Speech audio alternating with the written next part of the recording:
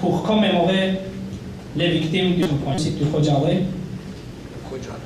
Il y a 20 ans exactement, dans la nuit le 26 février 1992, les forces militaires de l'Arménie ont attaqué et massacré la population civile de la ville du Khojaly. Cette attaque meurtrière coûta la vie à plus de 600 personnes, dont 63 enfants, plus de 100 femmes et beaucoup de personnes âgées. Le génocide du Khojaly, c'est la page la plus terrible et la plus tragique de l'histoire moderne de la République d'Azerbaïdjan. Ces massacres étaient directés non seulement contre la population, contre le peuple azerbaïdjanais, mais aussi contre l'humanisme et toute l'humanité. Chers amis, aujourd'hui, la ville de Khojaly n'existait plus. Mais les souvenirs de ce génocide, les souvenirs des victimes de ce génocide sont toujours vivants et ils ont survécu. Peut-être vous savez que en 1993, l'Organisation des Nations Unies a adopté 4 résolutions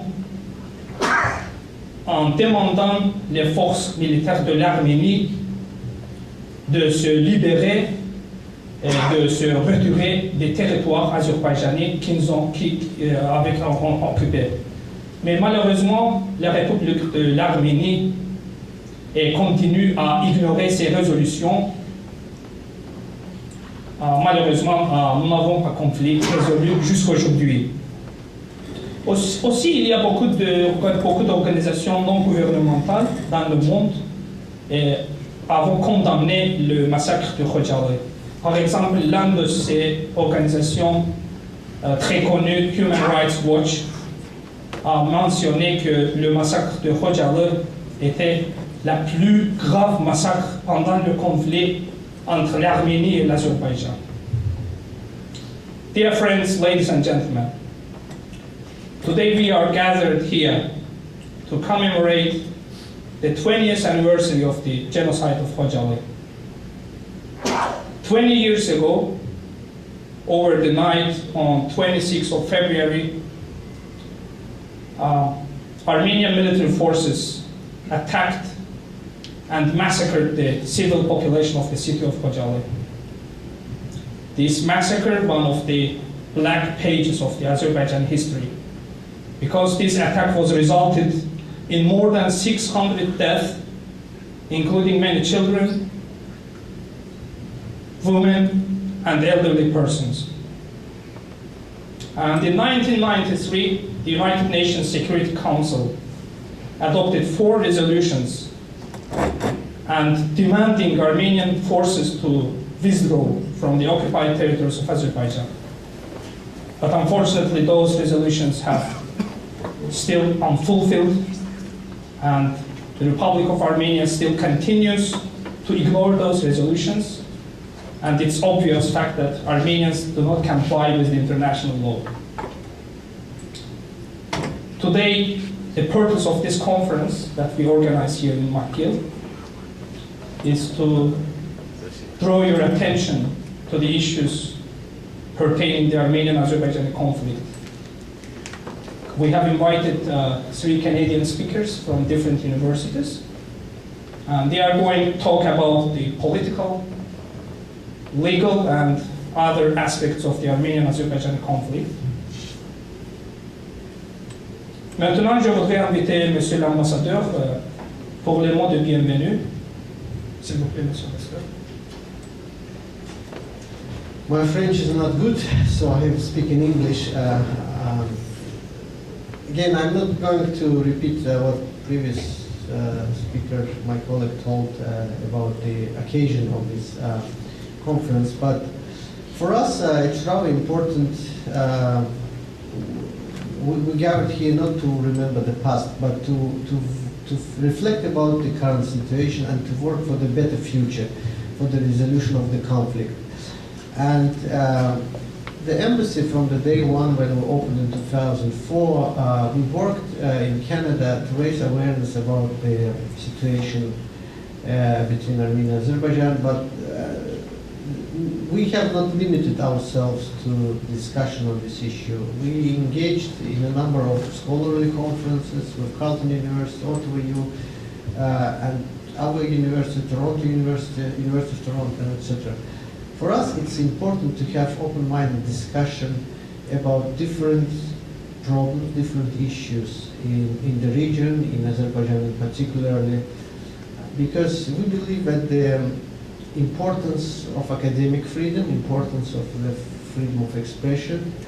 We're quite concerned about the development in Europe, lately in France, and also there is attempt here in Canada to legislate history or to politicize the issue related to the history of the region, or general the history as a discipline. For us, it's also important to hear, to listen to voice of experts, and not necessarily those opinion coincide with ours.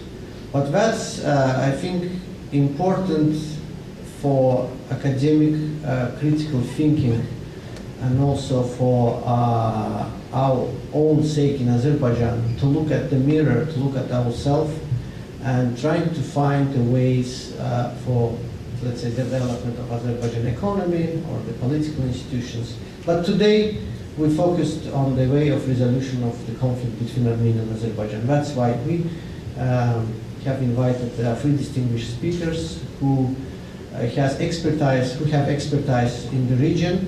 And especially I should note that there is some literature, academic literature on the conflict between Armenia and Azerbaijan, but it's very limited in French language. So we have one presentation in French and two in English. And those even in French, speaking about academic literature, it's sometimes influenced by the group of interest. So it's very, again, important to have open-minded discussion about the conflict, because conflict is not resolved, unfortunately. It's getting, I believe, in the wrong direction. It's, some experts call it frozen conflict, but our view that it shouldn't be frozen. It's already 20 years, 18 years, 19 years passed from the time we signed ceasefire agreement. It's time to resolve the conflict, to give both people in Armenia and in Azerbaijan better future. But of course, from Azerbaijani perspective, we have our own approach to the conflict resolution, and Armenians has their own approach, but there is also growing opinion of international experts. I would like also to thank people who helped us to organize this conference. Jamila Musayeva, who is from Concordia University. She was very instrumental in just general idea of organizing such a conference. And it's really, I'm pleased to note the activity of students, Canadian students, on that topic. Also, I would like traditionally to thank Mr. Masoud Aliyev, who is the President of Association of Azerbaijanis of Quebec, and all members of this association, because we're always very, very active. I would like particularly mention my good friend Mehmet Rza, who helped us to secure this place, this room, and help us with logistics.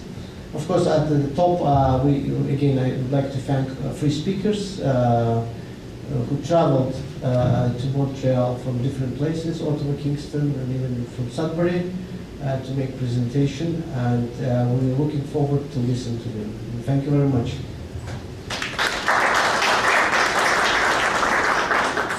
Thank you very much, Mr. Ambassador. Without further delay, I would like to invite Professor Pierre Jolicoeur. He is going to talk us about the comparison of Nagorno-Karabakh and Kosovo cases from the international point of view. Professor.